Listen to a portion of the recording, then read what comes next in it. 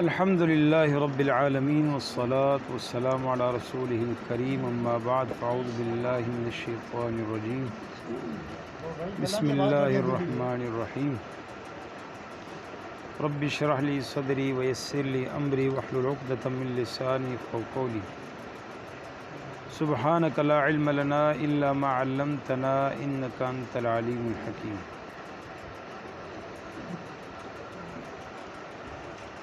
وَيَسْأَلُونَكَ مَاذَا يُنْفِقُونَ، وہ آپ سے سوال کرتے ہیں کہ کیا خرچ کریں، تو بتایا گیا قُلِ الْعَفْوَ، جو آپ کی ضرورت سے زیادہ ہے وہ خرچ کرو۔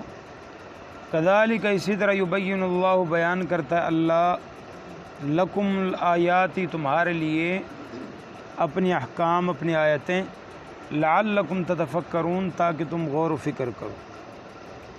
فِي الدُّنْيَا وَالْآخِرَةِ، دنیا اور آخرت دونوں کے بارے میں اللہ سبحانہ و تعالی بیان فرماتا ہے۔ دنیا کے بارے میں بھی تمہیں بتاتا ہے، دنیا میں رہنے کیا احکامات ہیں، آخرت کے بارے میں بتاتا ہے۔ تو تیسرا سوال، وَيَسْأَلُونَكَ عَنِ الْيَتَامَىٰ، وہ آپ سے سوال کرتے ہیں یتیموں کے بارے میں، تو قل کہہ دیجئے اصلاح لہم خیر، ان کی اصلاح کرنا ان کے لیے بہت بہتر ہے۔ وَإِن تُخَالِطُوهُمْ، اگر تم ان کا اور اپنا خرچ، رہن سہن، ان کا مال، اپنا مال خلط ملط کرو، اس کو اکٹھا کرو، تو کوئی بھی حرج نہیں۔ فَإِخْوَانُكُمْ فِي الدِّينِ، فَإِخْوَانُكُمْ، وہ تمہارے بھائی ہیں، کوئی حرج نہیں۔ لیکن وَاللَّهُ يَعْلَمُ الْمُفْسِدَ مِنَ الْمُصْلِحِ، لیکن اللہ سبحانہ و تعالی جانتا ہے کہ کون فساد کی نیت سے اس کو جمع کر رہا ہے اور کون اصلاح کی نیت سے۔ بعض اوقات یہ کہ اپنے مال کے ساتھ اس کو ملا لیا اس کو ہڑپ کرنے کے لیے، یا اس کو ساتھ ملا رہا اصلاح کے لیے، تو اللہ جانتا ہے۔ وَلَوْ شَاءَ اللَّهُ لَأَعْنَتَكُمْ، اگر اللہ چاہتا تو تمہیں تکلیف میں ڈال دیتا۔ وَاللَّهُ عَزِيزٌ حَكِيمٌ، اور اللہ سبحانہ و تعالی بہت زبردست حکمت والا ہے۔ اب دیکھیں فی الدنیا والآخرہ، یعنی فائدوں کا تعلق دنیا کے ساتھ ہے۔ مثلا شراب سے وقتی طور پر بدن میں چستی پیدا ہوتی ہے، اور بعض ذہنوں میں تیزی آ جاتی ہے، یا بعض لوگ کہتے ہیں جنسی قوت میں اضافہ ہوتا ہے جس کے لیے اس کا استعمال عام ہوتا ہے۔ تو اسی طرح اس کی خرید و فروخت یا نشے کی جتنے چیزیں، یہ نفع بخش کاروبار ہیں، تو ان کا تعلق جو ہے نا وہ دنیا کے ساتھ ہے۔ اسی طرح جوئے کے فائدے میں سے بعض آدمی جو ہے نا وہ جیت جاتا ہے تو اس کو خود مال مل جاتا ہے، لیکن جو ان کا نقصان ہے وہ ان کے فائدے کے مقابلے میں بہت زیادہ ہے۔ دوسرا، اللہ سبحانہ و تعالی یہ فرما رہے ہیں کہ ہم نے تمہیں دنیا کے احکامات بھی بتا دیے اور آخرت کے احکامات بھی، اور یہ بھی بتا دیے کہ دنیا کے اندر کیسے رہنا ہے اور دنیا کے اندر رہتے ہوئے آخرت کی تیاری کیسے کرنی ہے۔ واللہ یعلم فی الدنیا والآخرہ۔ اب تیسرا سوال آ گیا، پہلا سوال تھا شراب اور جوئے کے بارے میں، دوسرا سوال تھا خرچ کیا کرنا ہے، اب تیسرا سوال ہے یتیموں کے بارے میں۔ تو یتیم کے مال کے بارے میں پہلے شدید احکام آئے۔ سورۃ النساء میں اللہ فرماتا ہے ان الذین یأکلون اموال الیتامی ظلما انما یأکلون فی بطونہم نارا وسیصلون سعیرا۔ بھائی جو یتیم کا مال کھاتے ہیں دراصل وہ اپنے پیٹ میں جہنم کی آگ بھر رہے ہیں۔ تو جب اس طرح کی آیات آئیں تو مسلمانوں نے یتیموں سے میل جول کو ترک کر دیا۔ یعنی اس زمانے میں خوراک کے اعتبار سے یہ دوسری چیزیں ہوتی تھیں، اب ان کے خراب ہونے کا بھی خدشہ۔ اب جب اس طرح وعیدیں تھیں تو وہ ساتھ رہ بھی نہیں سکتے تھے کہ یار کہیں غلطی سے ان کا مال کھا بھی نہ لیں، تو پھر جو ہے نا ہمارے لیے بہت بڑا جو ہے نا وہ جہنم کے آگ کا سبب بنے گا۔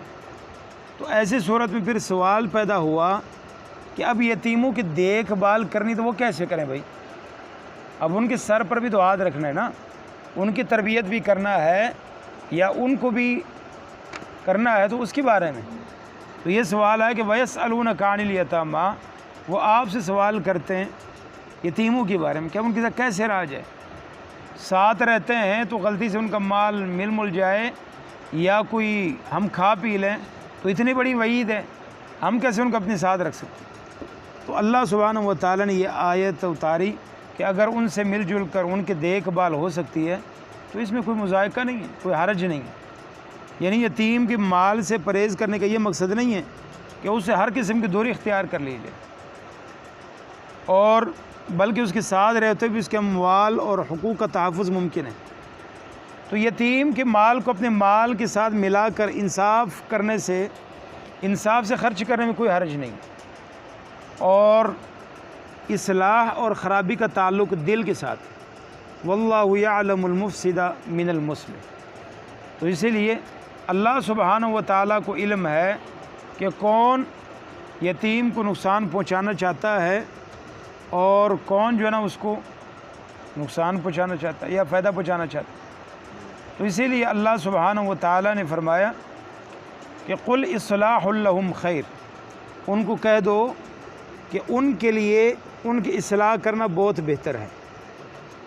وَإِن تُخَالِطُوهُمْ فَإِخْوَانُكُمْ فِي الدِّينِ، اگر تم ان کا مال اپنے مال کے ساتھ ملاؤ تو وہ تمہارے بھائی ہیں۔ تو فی الدنیا والآخرہ اس کا تعلق اس سے پہلے آیت کے ساتھ ہے، یعنی لعلکم تتفکرون فی الدنیا والآخرہ، کہ اللہ سبحانہ و تعالی اپنی آیتیں بیان کرتا ہے تاکہ تم غور و فکر کرو۔ تو کیا غور و فکر کرو؟ دنیا وہ بھی تمہارے سامنے، آخرت بھی تمہارے سامنے، شراب کے دنیا کے فائدے بھی تمہارے سامنے رکھ دیے، آخرت کے نقصان بھی تمہارے ساتھ رکھ دیے۔ تو اب تمہاری مرضی ہے کہ تم نے کیا کرنا۔ تو الیتامہ، یتیم جو ہوتا ہے نا وہ آدمی، وہ بچہ ہوتا ہے جس کا باپ فوت ہو جائے اور وہ بالغ ہونے تک یتیم ہوتا ہے، بالغ ہو جانے کے بعد پھر وہ یتیم نہیں رہتا۔ تو اسی لیے اللہ سبحانہ و تعالیٰ نے فرمایا کہ یتیموں کے بارے میں جو سوال کرتے ہیں ان کو جواب دو، اصلاح لہم خیر، یعنی ان کی حفاظت کرنا، ان کو سنوارتے رہنا اور ان کی خیر خواہی کرنا بہت بہتر ہے۔ یعنی ان کی مال کی حفاظت کے ساتھ ساتھ، یعنی اس کا ترجمہ بعد نے یہ کیا ہے قل اصلاح لہم خیر، کچھ نہ کچھ سنوارتے رہنا۔ مطلب کیا ہے؟ مال کی حفاظت کے ساتھ ساتھ ان کی تعلیم پر بھی دھیان، ان کی اخلاقی تربیت بھی، اور ان کی صحت اور تمام معاملات میں جتنا تمہارے بس میں ہو کچھ نہ کچھ اصلاح کرتے رہا کرو۔ تو قل اصلاح لہم خیر، کسی بھی جہاں تمہیں کمی نظر آتی ہے وہاں ان کے سنوارو، ان کی اصلاح کرو، اور جو تمہارے بس میں ہو کرو۔ انہیں یتیم سمجھ کر چھوڑ دینے سے بہت بہتر ہے کہ تم اصلاح کرو۔ عام طور پر ہم دیکھتے ہیں کہ ہمارے معاشرے میں جو یتیم ہوتے ہیں وہ زیادہ خراب بگڑتے کیوں ہیں؟ بعد میں اللہ معاف کر کوئی چور بنے، کوئی جو نشے میں لگ جاتے ہیں، کوئی کیا ہو جاتے ہیں، اس کی وجہ کیا ہے؟ بھائی چاچے بابے کوئی پوچھتے ہی نہیں ہے، کوئی زیادہ جو ہے نا وہ اس کو بھی یہ کرتے ہیں، وہ پوچھ لے یتیم ہے، بھائی اس کی اصلاح کرنی ہے، اس کو برے محفلوں سے روکنا ہے۔ یہ تو نہیں کہ یتیم کا یہ مطلب ہے کہ بالکل اس کو جو ہے چھوڑ دیا جائے اور آزاد چھوڑ دیا، وہ اپنے آپ کو خراب کرتا پھرے، اس کو اصلاح کرو۔ تو وَإِن تُخَالِطُوهُمْ، ابن عباس رضی اللہ تعالیٰ عنہ فرماتے ہیں کہ جب یہ آیت اتری نا وَلَا تَقْرَبُوا مَالَ الْيَتِيمِ إِلَّا بِالَّتِي هِيَ أَحْسَنُ، یتیم کے مال کے قریب نہ جاؤ مگر اس طریقے سے جو اچھا ہے۔ تو لوگوں نے کیا کر دیے؟ یتیموں کے مال الگ کر دیے۔ نہ بھائی، اللہ نے جو فرما دیا کہ بھائی ان کے مال کے قریب بھی نہ جاؤ، یا دوسری آیت آ گئی لوگوں نے اپنے مموال الگ الگ کر دیے۔ اب کیا ہوا؟ یتیموں کا کھانا اور گوشت ان کے بدبودار ہونے لگے، خراب ہونے لگے۔ تو جب نبی علیہ الصلوۃ والسلام کو یہ بات ذکر کی گئی تو آپ علیہ الصلوۃ والسلام پر یہ آیت اتری، تو لوگوں نے کیا کیا؟ لوگوں نے اپنے ساتھ ان کے مالوں کو ملا دیا تاکہ وہ خراب بھی نہ ہو۔ وَلَوْ شَاءَ اللَّهُ لَأَعْنَتَكُمْ، اگر اللہ سبحانہ و تعالیٰ نے تم پر اگر اللہ چاہتا تو تمہیں مشقت میں ڈال دیتا، لیکن اللہ نے مشقت میں نہیں ڈالا۔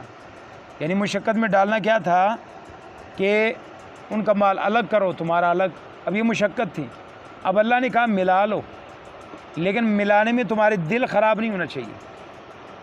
اسی لیے اللہ نے فرمایا واللہ یعلم المفسد من المصلح، اللہ جانتا ہے کون فسادی ہے، کون اصلاح کی نیت سے اپنے ساتھ ملا رہا ہے اور کون اس کو ہڑپ کرنے کی نیت سے ملا رہا ہے۔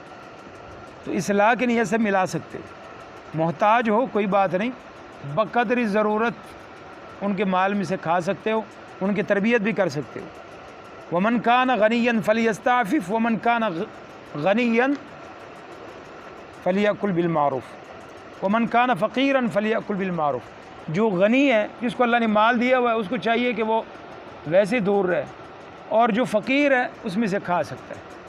لیکن اللہ سبحانہ و تعالیٰ یہ بھی فرماتے ہیں کہ کہیں جلدی جلدی نہ کھاؤ، وَبِدَارًا أَن يَكْبَرُوا، کہ جلدی جلدی ان کی بڑے ہونے سے پہلے ان کا جو ہے نا وہ قصہ تمام کر کے بڑے ان کو حساب دو، ہاں بھائی یہ سارا ختم ہو گیا، ایسے نہیں۔ واللہ یعلم المفسد من المصلح، اللہ سبحانہ و تعالیٰ جانتا ہے کون اصلاح کی نیت سے مال ملا رہا ہے، کون فساد کی نیت سے۔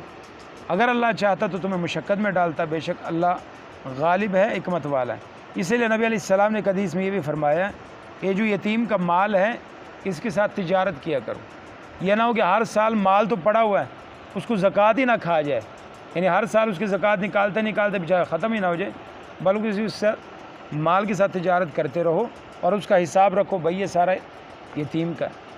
اللہ سبحانہ و تعالیٰ سے دعا کہ اللہ سبحانہ و تعالیٰ قرآن و سنت کے مطابق عمل کرنے کی توفیق عطا فرمائے۔ سبحانک اللہم و بحمدک، اشہد ان لا الہ الا انت، استغفرک و اتوب الیک۔